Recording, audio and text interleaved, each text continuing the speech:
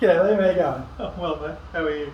Yeah, good mate. So Liam's our Virtual Chief Information Officer at the IT department and works with our customers on their strategy and, well, you can probably explain what you do better than I can. Yeah, strategy. Strategy is good. Computers and things and plans and all that kind of fun stuff.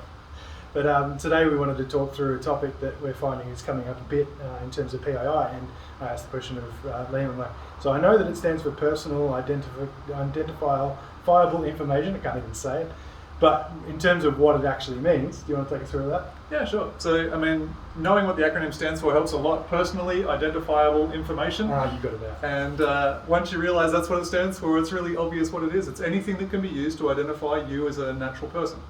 But you mentioned some specific things. I went, really? That counts? Yeah. So anything that can identify you as a person as different from someone else. And so often when we're classing PII, it's got to do with the group of information that it's in.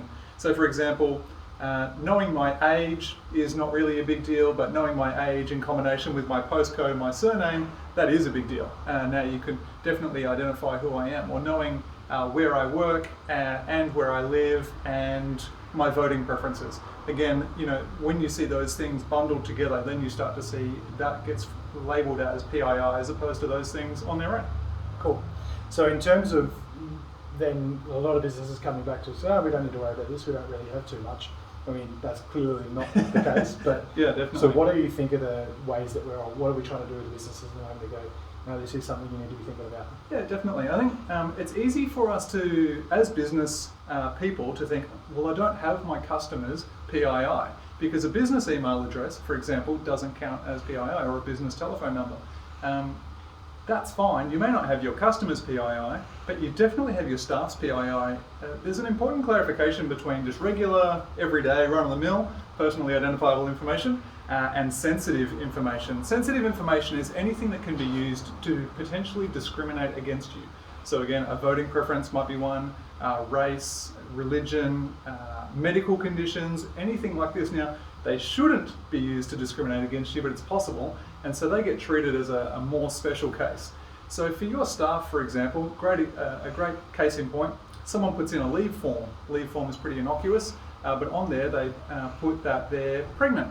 And so now you've got a medical condition, and that little piece of paper or that email or that electronic form is now a sensitive piece of PII, and that needs to be treated as importantly as that person's credit card number. So our organisations, who we're dealing with, even here at the IT department, we're all dealing with this stuff regularly, maybe not all day, every day, but regularly. So it's kind of scary when you think about that amount of detail, like I think you were mentioning earlier, the COVID tracing apps, for example. All right, so we've got a bunch of COVID tracing apps out there, and they're capturing our information of where we are, at what time, our name and details. You know, what are they doing with that information? Yeah. It's a huge concern.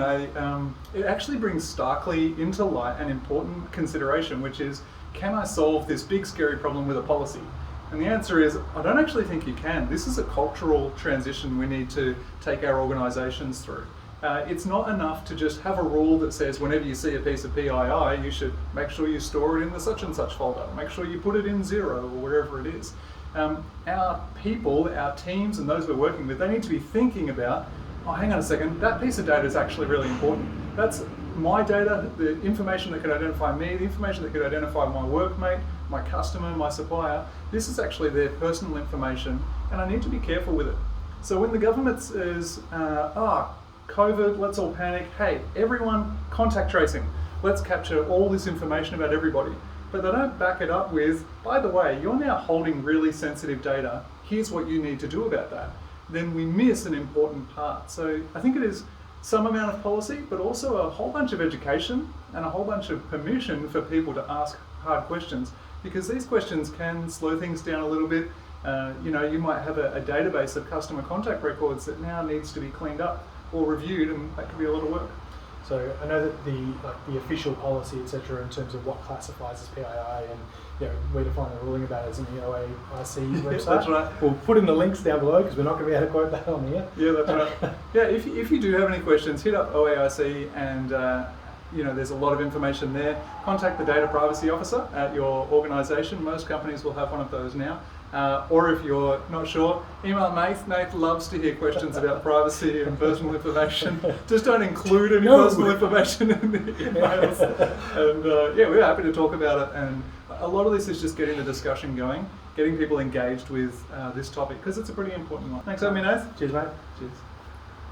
Cheers.